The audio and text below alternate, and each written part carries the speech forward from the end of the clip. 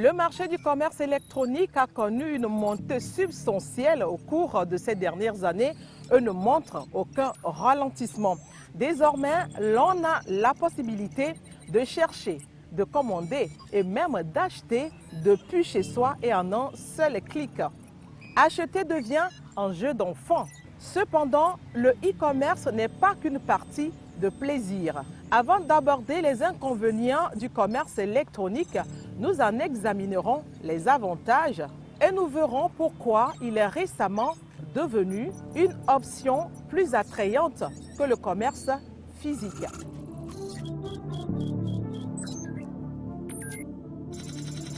Au sommaire de ce numéro, nous recevons dans le salon du gîte M. Tchacho Honoré Fiadjoué, consultant en système d'information. Avec lui, nous parlerons de la digitalisation des produits et services. Notre start-up est une jeune Togolaise engagée dans la lutte contre la destruction de l'environnement. Elle a eu l'ingénieuse idée d'inventer et produire un charbon éco, soucieux de l'environnement. Et comme d'habitude, dans ce numéro, le top chrono et également le cyberalerte. Et tout ceci en 26 minutes.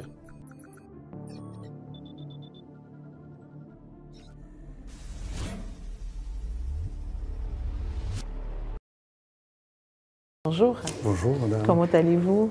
Très bien. Je vais bien, merci. Merci d'être passé dans notre salon Digite, ici, dans ce restaurant magnifique de l'hôtel Le Bénin. Alors aujourd'hui, nous allons parler de la digitalisation des produits et services. Il y en a qui diront tout simplement le e-commerce.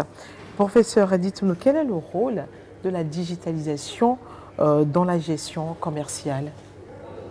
Alors, la digitalisation a pour rôle de transformer profondément la façon de faire du commerce, à la limite même la façon de produire ce qu'on va commercialiser. D'accord. Et cette transformation va permettre d'améliorer non seulement le processus de production, va améliorer la relation avec la clientèle, va permettre de mieux vendre, va permettre de faire un suivi plus avantageux de cette clientèle. Et d'ailleurs, toutes les entreprises ou les acteurs qui ne font pas recours à cette digitalisation, à cette numérisation du processus de production et de commercialisation peuvent avoir des difficultés par rapport à la concurrence ou à ceux qui s'adonnent à cette technologie qui leur facilite la vie, qui leur permet d'avoir de meilleures performances. Alors docteur, vous avez parlé tout de suite de la concurrence. Aujourd'hui, il est très facile de créer une plateforme, un site web à 0 francs du tout, de faire juste une petite communication et d'avoir sa cible pour vendre. Est-ce aussi facile de vendre numériquement? Est-ce qu'il n'y a pas de règles à suivre? Certes, vous le dites, il est possible de créer un site web, même gratuitement ou à quelques coûts, ou de créer un compte sur les réseaux sociaux et avec une bonne stratégie de communication. De commencer à croire qu'on peut faire du commerce électronique avec ça.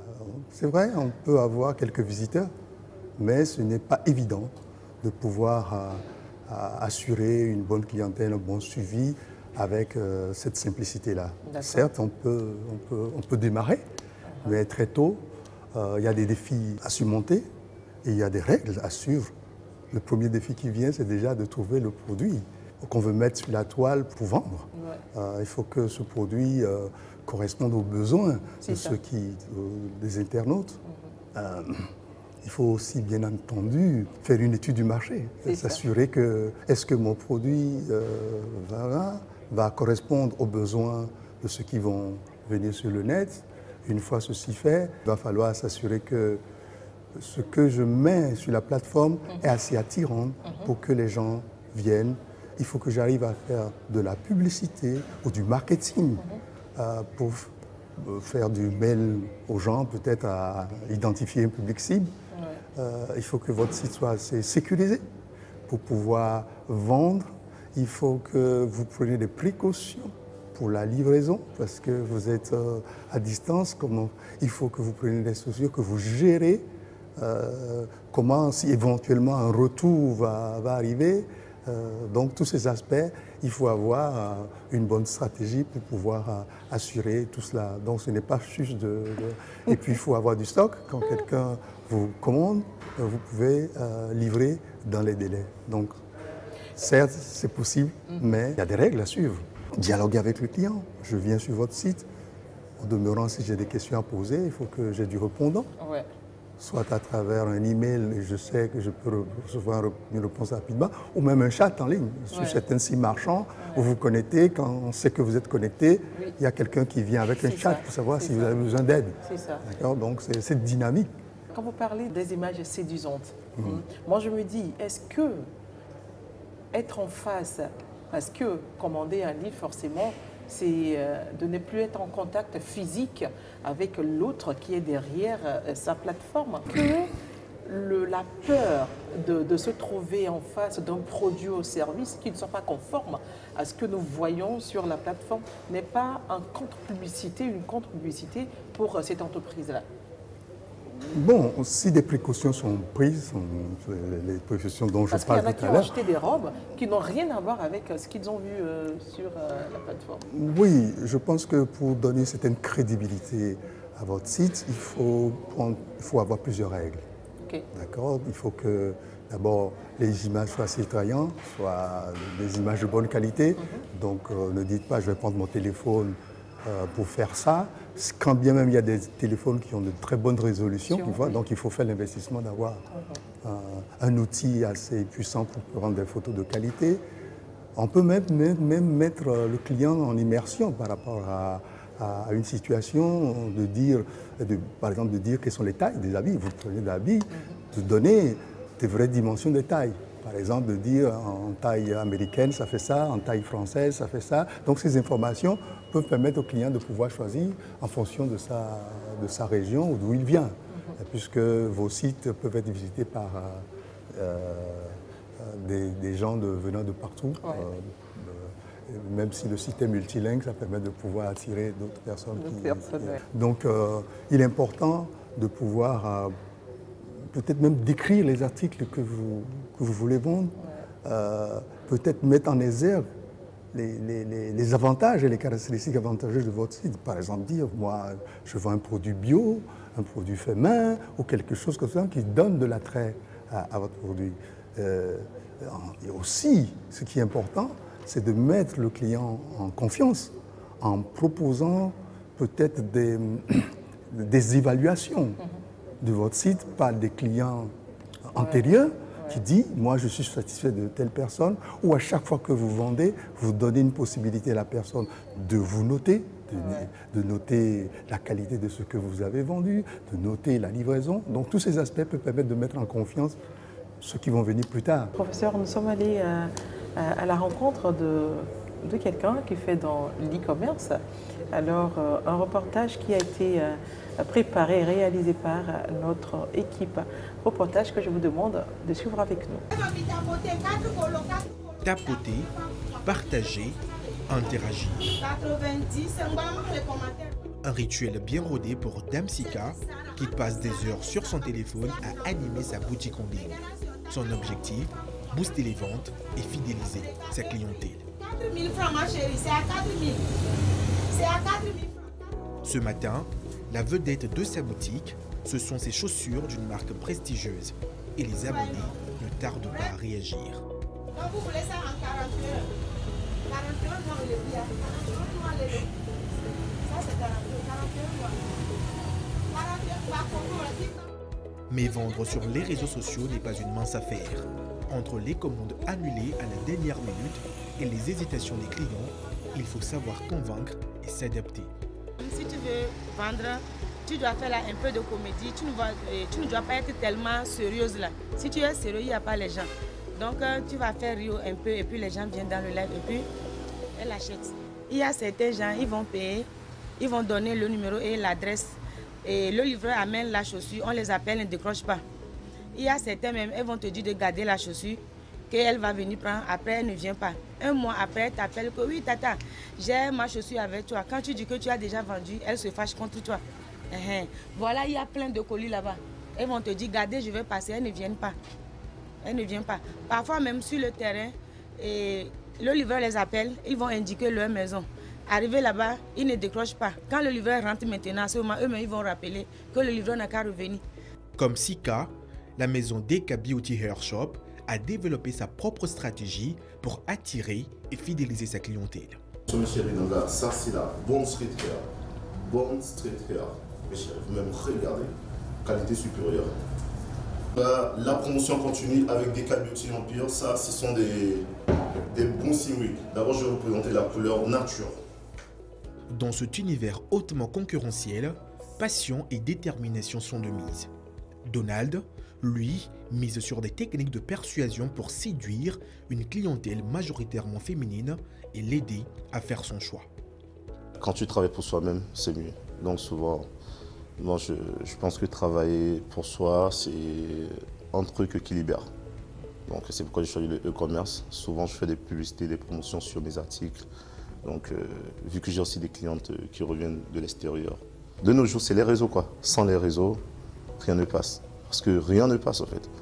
Donc je pense que tout se retourne autour des réseaux sociaux de nos jours. L'e-commerce séduit de plus en plus par ses nombreux avantages, visibilité accrue, coût réduit, facilité d'accès. Mais attention, préviennent les spécialistes, ce modèle comporte des limites et exige une certaine vigilance.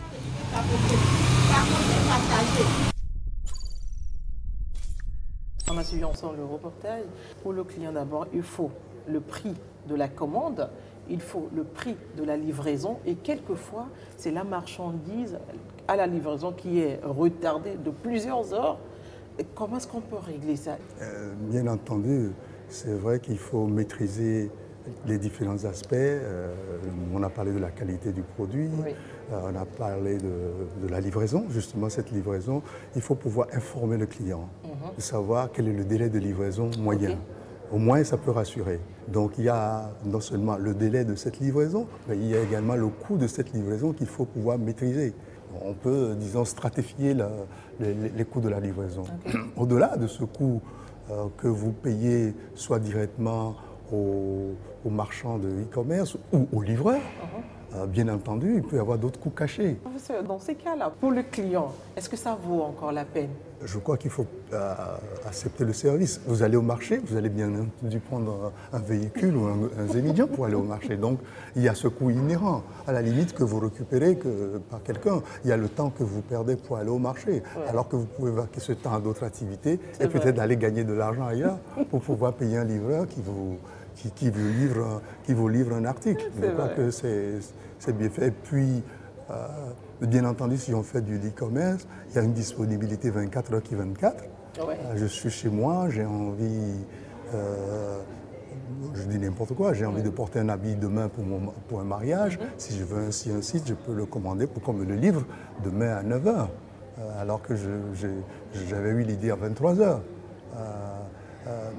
Je veux manger un plat, entre midi et 2, j'ai une réunion, je peux commander auprès d'un marchand qui a un site ou sur un réseau social de la nourriture qu'on me livre. Donc, parce que je n'ai pas le temps et que... Donc il y a des avantages certains par rapport à de commander en ligne et de se faire livrer. Ok, professeur, ici, surtout au Togo, on a l'habitude d'être livré par des GOSEM. Habituellement, vous envoyez votre localisation et on vous fait livrer directement à la maison. D'abord, vous y stockez votre numéro. Le gars, le monsieur en moto, il a votre numéro. Il y en a même qui osent, après livraison, vous écrire un inbox, comme si vous étiez des amis. Je crois qu'il faut stratifier les choses. D'abord, les compagnies de livraison doivent avoir des règles de déontologie. En principe, il y a des législations, il y a des tests qui réglementent ces métiers, qui doivent lui permettre de pouvoir ne pas conserver les données des personnes. Donc peut-être si ces problèmes arrivent, il faut le signaler. C'est un peu de harcèlement. Ouais. D'accord ? Et donc il faut bien entendu que ces sociétés aient de la déontologie pour pouvoir faire le métier sans rentrer dans la vie personnelle de leurs clients. Et il faut des réglementations qui permettent de pouvoir gérer ça. Nous sommes arrivés à la fin de notre entretien. Nous avons reçu dans notre salon Digit aujourd'hui M. Honoré Tchatcho-Fiadieu. Il est docteur expert en système d'information. Merci M. Fiadieu d'être passé dans notre salon Digit.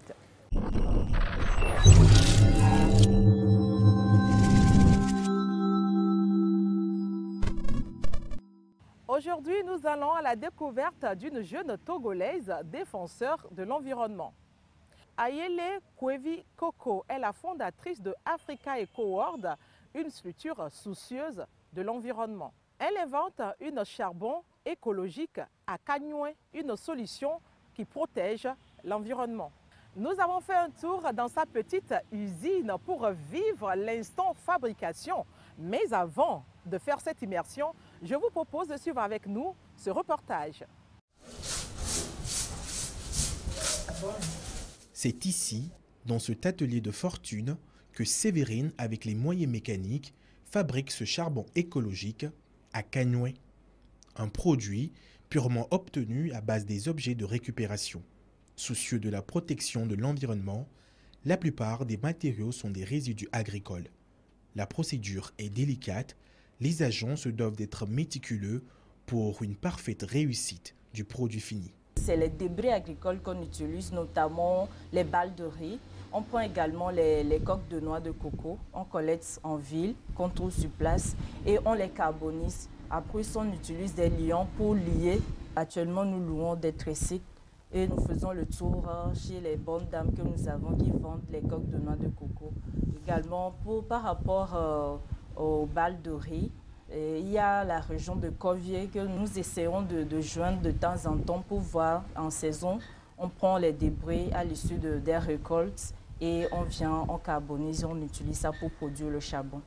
Économique, à Kanyoué est l'une des alternatives pour endiguer le phénomène du déboisement. Préserver l'environnement, le rendre plus vivable, Sévérine, cette défenseuse engagée, en fait sa lutte il y a quelques années déjà. Je voudrais quand même faire quelque chose qui puisse avoir des impacts au-delà des activités que nous avons, des activités éco-jogging et tout. Le reboisement, ça ne suffit pas, mais il faut qu'on trouve une solution à... Par exemple, on sait que le bois de chauffe ou le charbon de bois contribue jusqu'à 60% selon les données de l'INSEAD au Togo. Et là, ça veut dire que tant qu'on utilise là le charbon de bois, la déforestation continuera. Alors qu'on sait qu'avec les forêts, on préserve non seulement la biodiversité, mais également notre écosystème et on lutte contre le réchauffement climatique. Et donc, cette solution vient non seulement répondre aux gestions de déchets, mais également à la déforestation au Togo. Pour Sévérine, la bataille ne fait que commencer. Elle pense à d'autres solutions écologiques plus innovantes pour la préservation de l'environnement. D'ailleurs, c'est dans cet environnement que Ayele Kwevi Koko a bien voulu nous raconter son histoire, son amour pour la préservation de l'environnement. Entretien conduit par Maoko Ahianor. Bonjour Madame Kwevi Koko Sévérine. Bonjour monsieur. Vous êtes fondatrice de Africa Eco World. Aujourd'hui nous sommes chez vous. D'où sort la magie, le charbon éco, communément appelé, ou bien comme vous l'appelez, à Kanyoué. D'abord à Kanyoué, pourquoi ce nom? D'accord. À Kanyoué, c'est dans une langue évé communément, et à Kanyoué qui veut dire bon charbon. C'est un charbon qui est bon, mais qui est encore écologique et économique. Alors, pourquoi une telle initiative? D'accord. Déjà, personnellement, moi-même, je suis passionnée par l'environnement. Pour la petite histoire, en étant au village, j'avais souffert de la cuisson pour pouvoir préparer. Un jour, je me rappelle encore étant malade, j'ai voulu préparer la pâte. Il n'y avait personne à la maison, j'avais autour de 9 ans. Et j'étais sortie pour aller chercher les bois ou les débris. Une fois encore arrivé à la maison, ce n'est pas encore fini. Comment pouvoir maintenant mettre le feu jusqu'à préparer déjà, disant que ne sachant pas encore préparer la pâte. Et avec la fumée et tout qui dégageait, c'était vraiment quelque chose qui me mettait tellement hors de moi. Non seulement je pleurais à cause de ma santé, mais également avec la fumée qui dégageait. Et j'ai réussi un jour à pouvoir trouver cette initiative à travers mes recherches pour dire on ne peut pas seulement utiliser les bois pour préparer, sachant que nous avons des difficultés lorsqu'on prépare. Donc l'initiative est aussi venue à travers un regroupement de jeunes qui font des activités de terrain à travers l'association Africa Eco Help. On s'est rendu compte également que les déchets qu'on collecte lors des activités sont destinés à être jetés sur les dépotoirs ou bien au niveau du centre d'enfouissement à Akepe. Alors, étant donné que c'est possible d'utiliser les débris agricoles et les déchets organiques pour pouvoir produire du charbon, d'où nous avons sorti l'initiative Akanywe. Donc, Akanywe est une solution qui répond non seulement à la cuisson propre, mais également vient répondre aux besoins en énergie de cuisson. Vous n'êtes pas sans savoir que plus de 80% de la population utilise le charbon de bois pour préparer. Et donc, c'est quelque chose qui reste une innovation qui peut répondre vraiment à ce besoin parce que la matière, ça existe. Les matières premières, les débris, on en produit tous les jours. Pourquoi cet amour pour la préservation de l'environnement? Comme je le disais tout à l'heure, c'est non seulement une passion depuis mon enfance. Je voulais quand même faire quelque chose qui puisse avoir des impacts au-delà des activités que nous avons, des activités éco-jogging et tout. Le reboisement, ça ne suffit pas, mais il faut qu'on trouve une solution à... Par exemple, on sait que le bois de chauffe ou le charbon de bois contribue jusqu'à 60% selon les données de l'INSEE au Togo. Et là, ça veut dire que tant qu'on utilise là le charbon de bois, la déforestation continuera. Alors qu'on sait qu'avec les forêts, on préserve non seulement la biodiversité, mais également notre écosystème et on lutte contre le réchauffement climatique. Et donc, cette solution vient non seulement répondre aux gestions de déchets, mais également à la déforestation au Togo. Alors, quels sont les éléments qui rentrent dans la fabrication de Akanywe? C'est les débris agricoles qu'on utilise, notamment les balles de riz. On prend également les coques de noix de coco, on collecte en ville, qu'on trouve sur place et on les carbonise. Merci Madame Ekwe Coco. Je rappelle que vous êtes fondatrice de Africa Eco World. Merci d'être passée dans notre émission.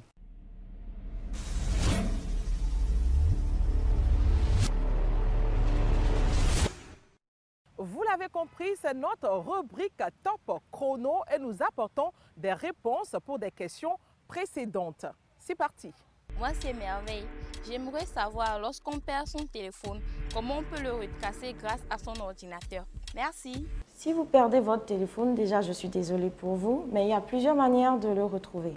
Premièrement, s'il s'agit d'un Android, il y a un site qui est disponible grâce à Google qui vous permet de retrouver donc un Android. Ça s'appelle « Localiser mon appareil ».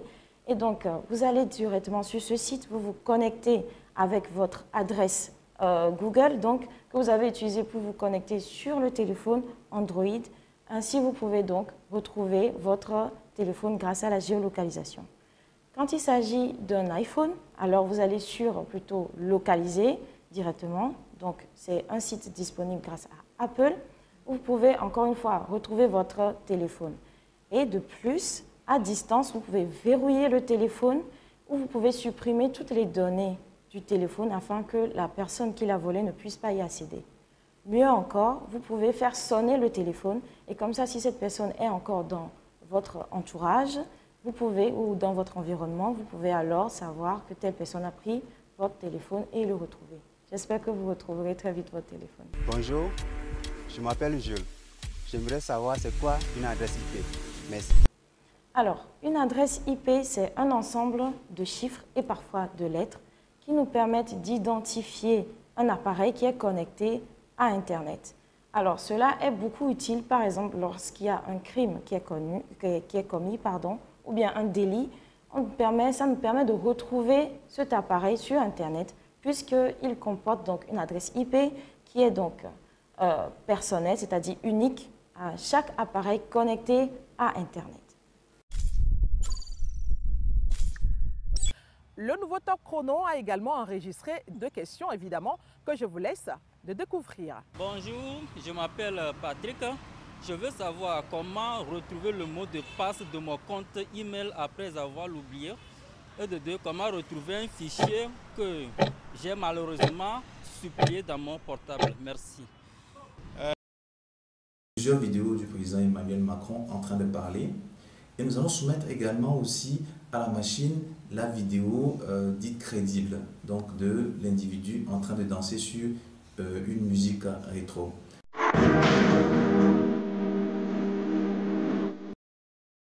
Dansant sur la vidéo crédible. Et grâce à l'intelligence artificielle, il y aura une superposition donc de ces 2 images, de ces 2 visages.